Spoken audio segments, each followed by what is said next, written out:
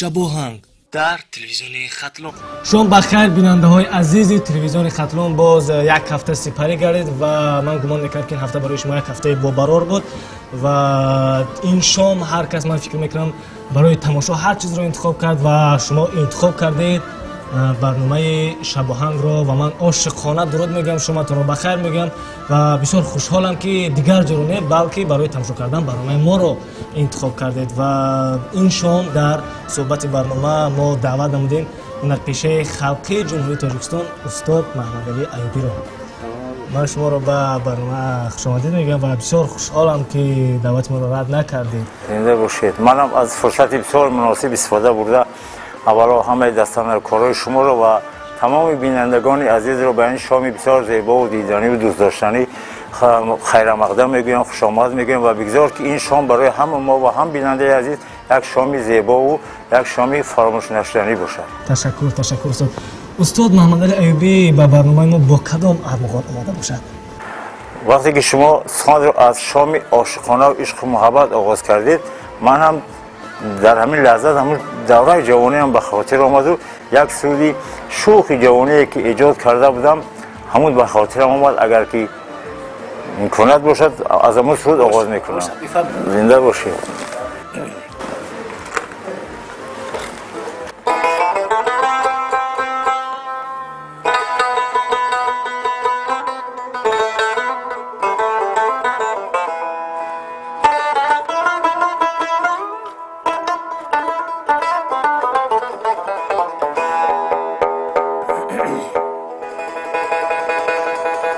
بهر که دوستی کردی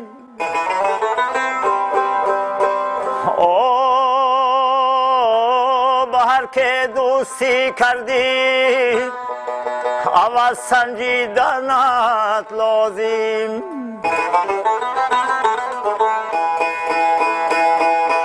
وفاگی به وفاگیش را یقین دانستنت لازم اگر او به وفا باشد از او دل کندنت لازم و اگر او با وفا باشد با او جان دادنت لازم اگر او با وفا باشد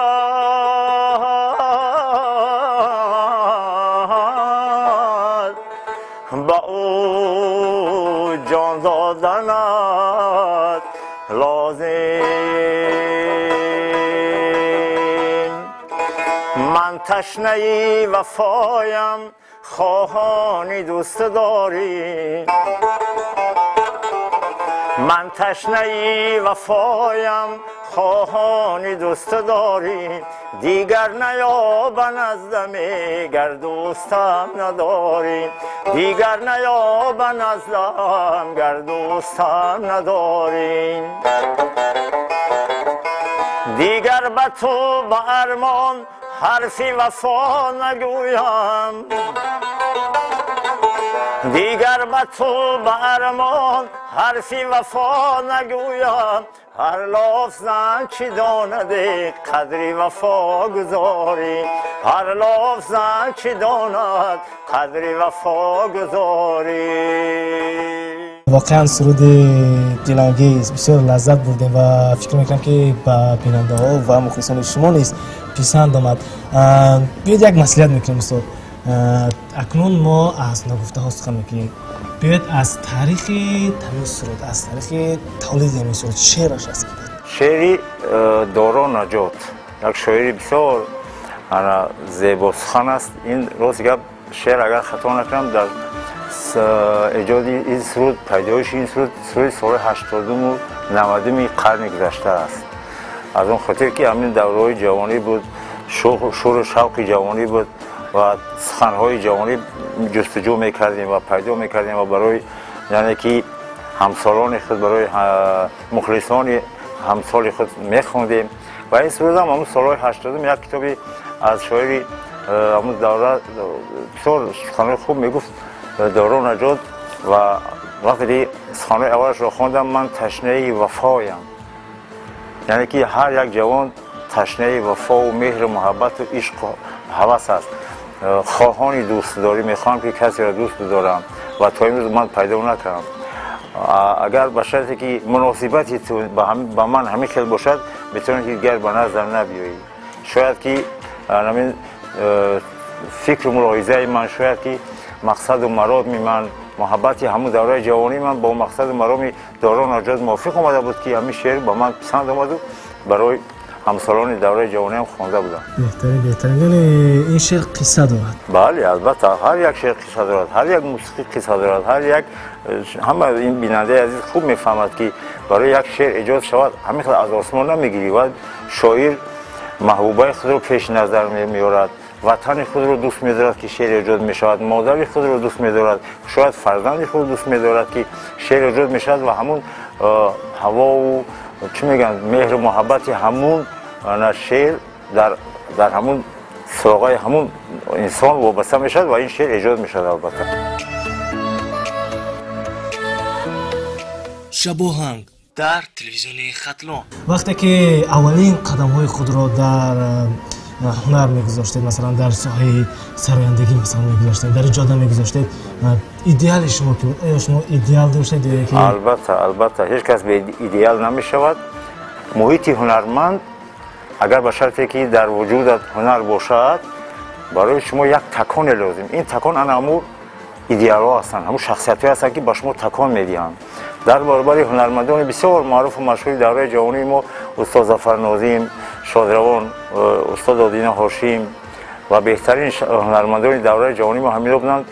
در برابر اینا ما هنرمندان استادانی داشتیم در دهات که استادان ما بودند، استاد نور محمد بازاری، استاد امید سعیدов، استاد خوشوقت ادریسов، سید جمال مقصودov و بسیار دیگران بودند که ما از این هنرمندان در معرک‌ها در بزم‌ها الهام می‌گرفتیم، ترانه‌های آنها رو می‌سراییدیم و همین چیز با ما الهام و در برابر این شادروان پدرم هم با موسیقی و با صنعت که خیلی رغبت زیاد داشت مرا به همین راهی هنر گویا که هم الهام دادند و هم راهنمایی کردند و هم دعا دادند و امروز الکی زیاده از 40 سال است که من در این ساحه با تماشابین عزیز روبرو هستم و تا جای توانسته باشم خدمت کرده هستم.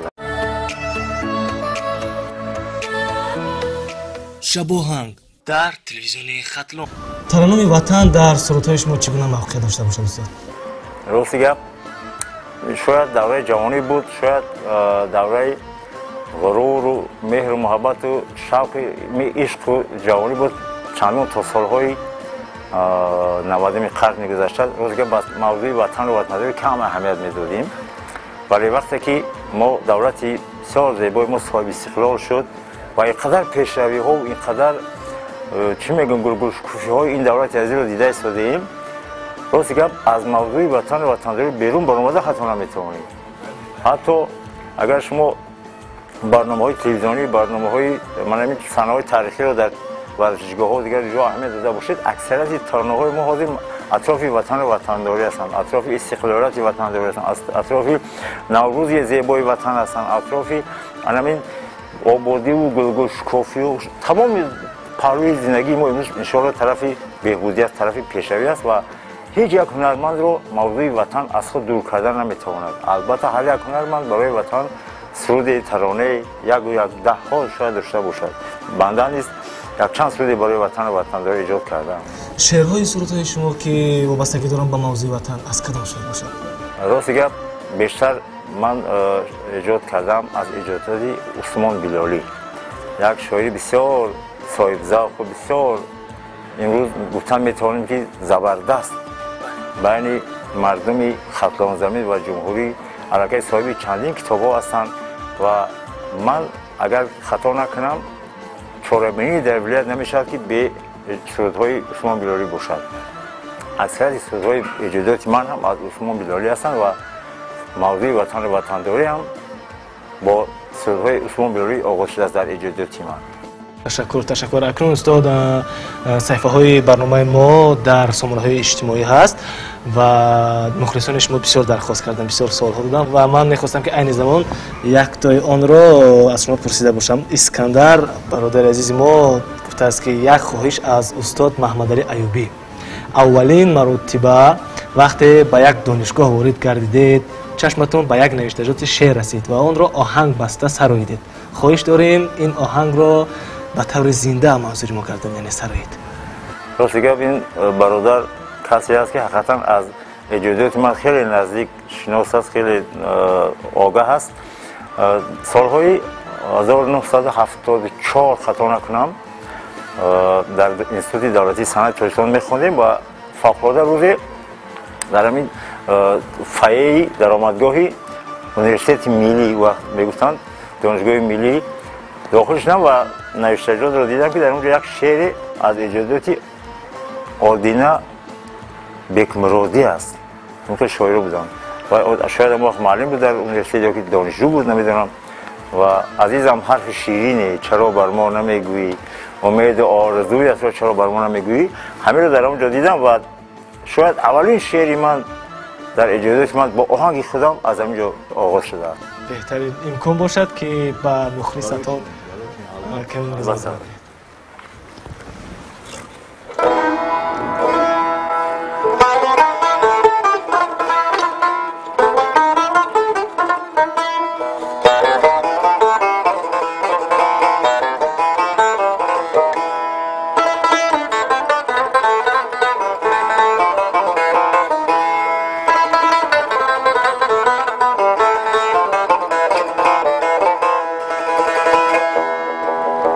عزیزم حرفی شیرینه چرا بر ما نمیگویی، عزیزم حرفی شیرینه چرا بر ما نمیگویی، امید و آرزویت را چرا بر ما نمیگویی، امید و آرزویت را چرا بر ما نمیگویی.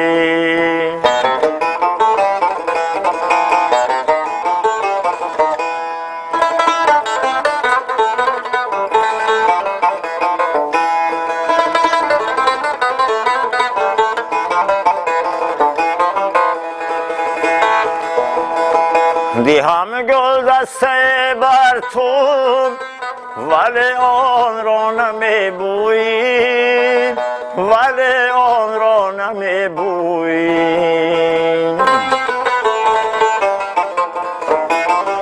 دهم گل دسته بر تو ولی آن را نمیبویی، ولی آن را نمیبویی. زی قلبی من چرا جانا محبت را نمیجویی، زی قلبی من چرا جانا محبت را نمیجویی. تشکر. واقعا شعر خوب، واقعا سرود خوب. و من یک چیز دیگر رو میخواستم از شما بپرسم، خیلی که فراموش کردم استاد، نواختن همین اسباب، یعنی تاریخ آموختن شما که همین اسباب رو آموختید چگونه مثلا تاریخ دارد، چگونه قصه دارد؟ تاریخی مطرب شدن ما با موسیقی سر کار گرفتن ما بسیار وزین، بسیار پهلوی تاریک دارد، چون که سالهایی که ما با موسیقی قدم بودیم سالهای 60 و 70 قرن گذشته اسباب موسیقی کم بود. یگان از تاشکند رباب‌های قشقرچه می‌آوردند و در هر یک دهاتی شاید یک تا دو تا بود. در مکتب‌ها هم بسیار کم بود و استاد نور محمد بازاری ما رو در مکتب درس می‌گفتند و وقتی که پی بردن که من کمی با موسیقی شوق و ذوق دارم، رباب شخصیش رو به من هدیه کرد، گفت که همین رباب در اختیار شما میتونید به خونه‌تون ببرید یا در مکتب مشق کنید تا آنکه همون ذوق و حواس خودت رو دریابی، یعنی که مطرب شوی.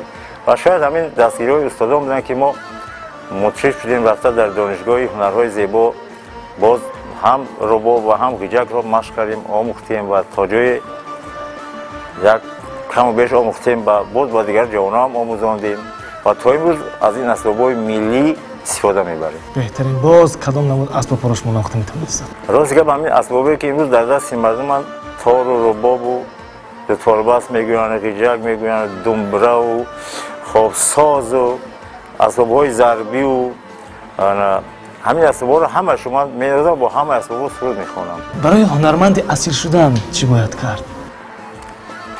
برای هنرمند اصیل شدن گمان میکنم که فقط یک آوازی داشتن کم است، فقط یک مطرب بودن کم است، فقط یک چهره زیبا داشتن کم است، فقط یک سخن بیان رو فهمیدن کم است.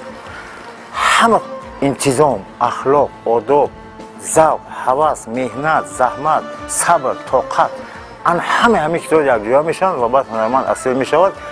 باز در برابر همه چیزها انمو صبر و طاقتی که طاقت کرده و با نیم نان آهنگ بسته و ایجاد کرده و با مردم پیشکش کرده و بین مردم محبوبیت پیدا کردن، همین چیز آورده انسان رو به قله‌های بلندی هنر و هنرمندی میرساند.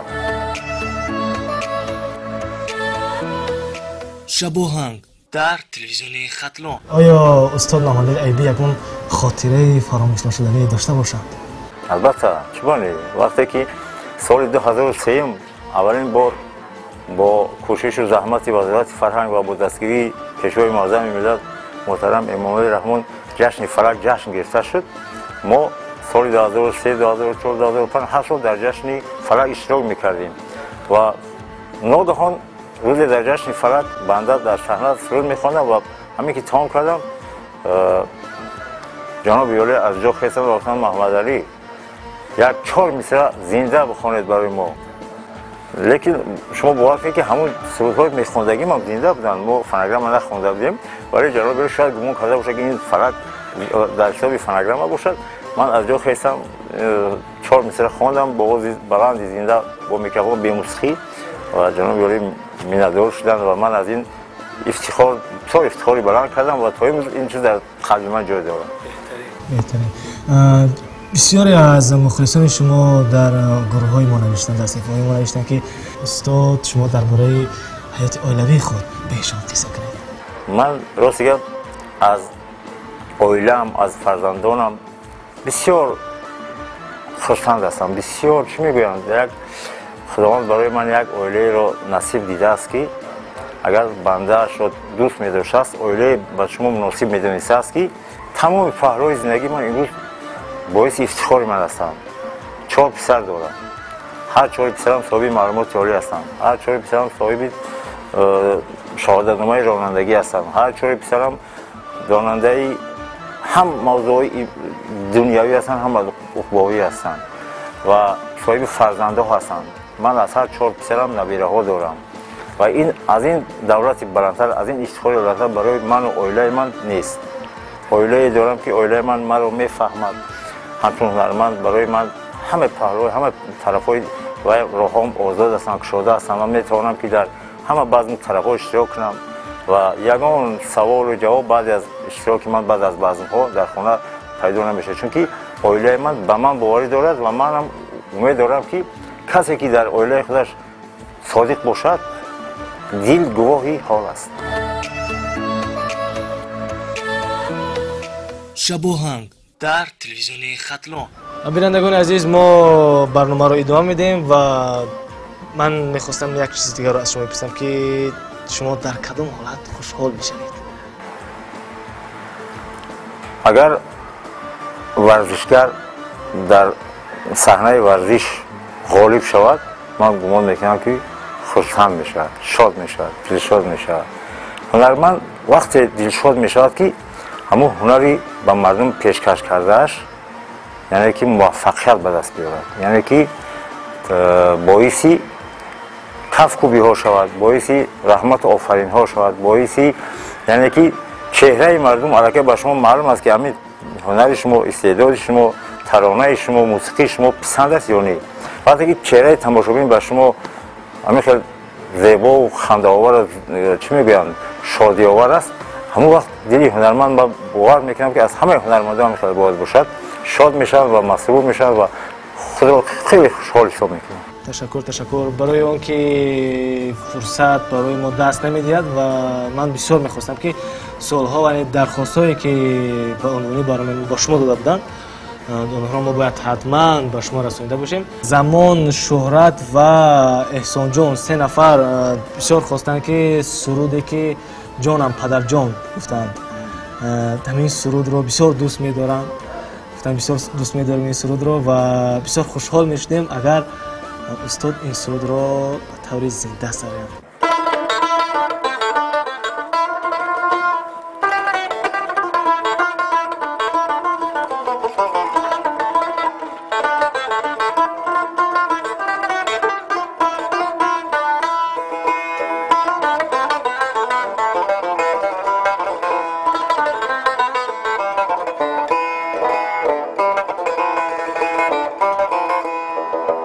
توی نوری دو چشم مانم پدر جان،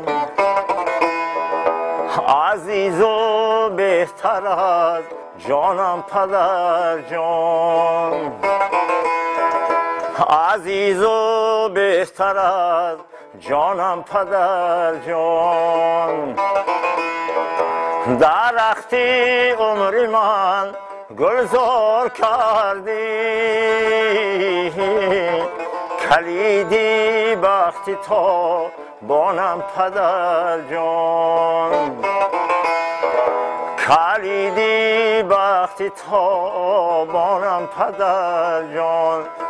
پدر جان جان جان جان، عزیز و بهتر از جانم پدر جان، پدر جان جان جان جان، عزیز و بهتر از جانم پدر جان.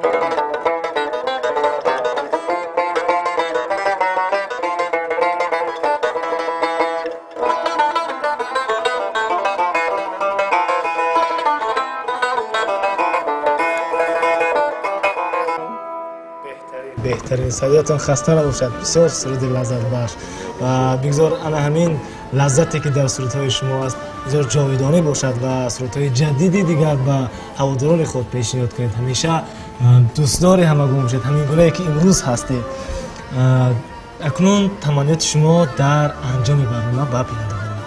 من بینندگان عزیز و بسیار صاحب ذوق و ذکی ملتم رو بسیار دوست می‌دارم، از اون خاطر که هر یک برنامه من رو به مثل محیطان خانوادگی هم به مثل همکارانم مخصوصا هم تحلیل میکنن و به من به واسطه تلفن به واسطه چی اگر خوب باشد مینداری خود رو اصلاح میکنن، اگر کمبودی داشته باشد کمبودی رو یعنی که اصلاح میکنن. این برای من بسیار خوب است و با همین بیننده بسیار عزیز و دوست داشتنی تنصیحاتی و خانوادگی تمام دارم.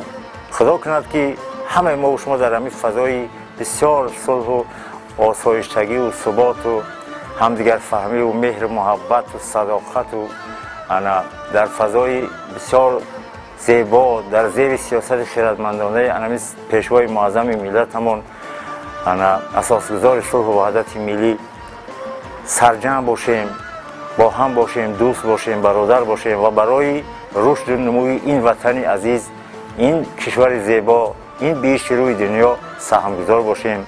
تنصیحات و خانواد باشید، با ما باشید و همیشه تماشابینی تلویزیون دوست داشتنی ولایت ختلان، تلویزیون ختلان باشید. تشکر.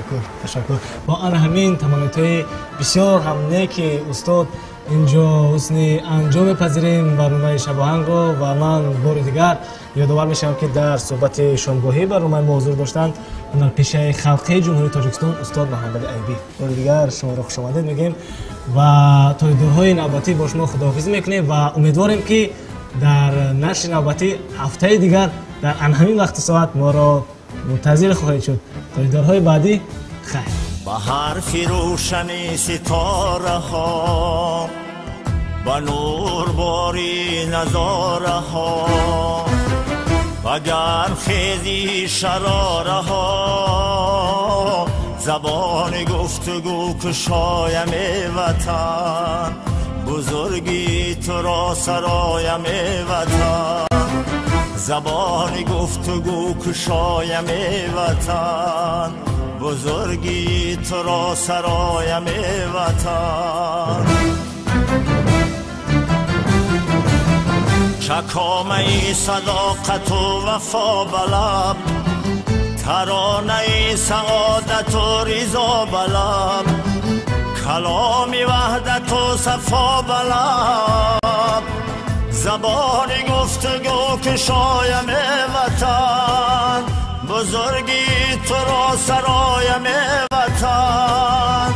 ای وطن ای وطن، بزرگی تو را سرایم وطن.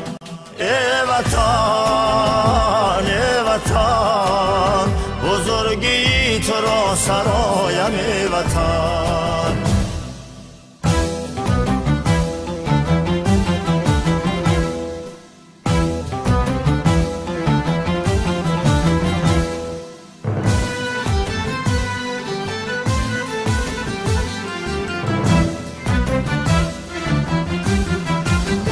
فزون زی وسعتی شما رهان، فزون زی معنی بارهان، با لحن طفلی گاهوارهان.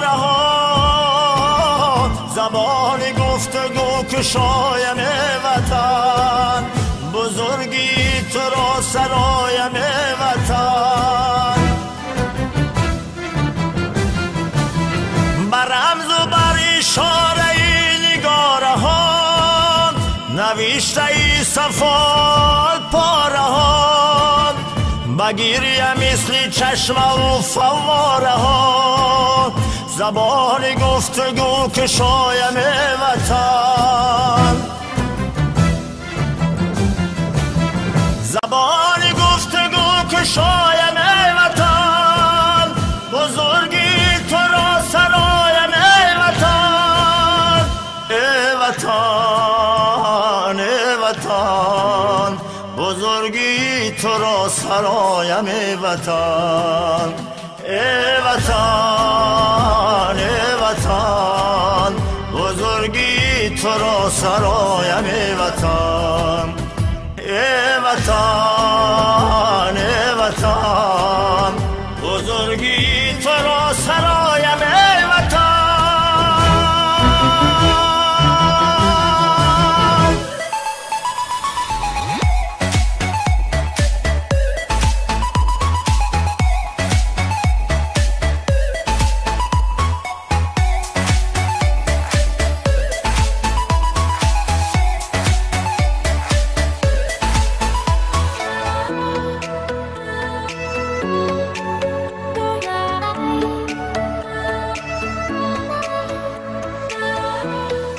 شب و هنگ در تلویزیون خطلون.